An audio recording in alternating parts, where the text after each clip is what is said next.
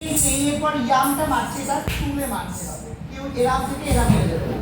Pace yam তার তা pace yam তা হা পেইস ইয়াম তার তা পেইস ইয়াম তা হা। প্রত্যেকটা পা টান করে পায়ের একটা স্কেল আছে, এই স্কেলের লাইনে পাটা রাখতে হবে। কেমন?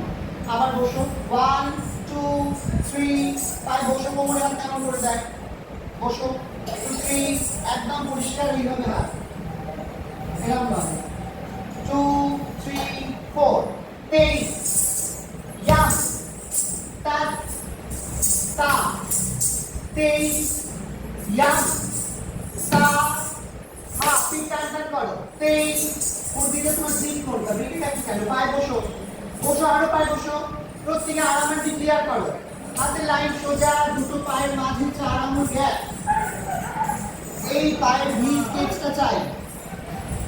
বসো 1 2 3 আর একটা বিষয় দেখতে পাচ্ছি পুরীতে সব টাইপ করো 1 2 3 আবার আস্তে আস্তে শোল্ডার করতে দেখতে পাবেন।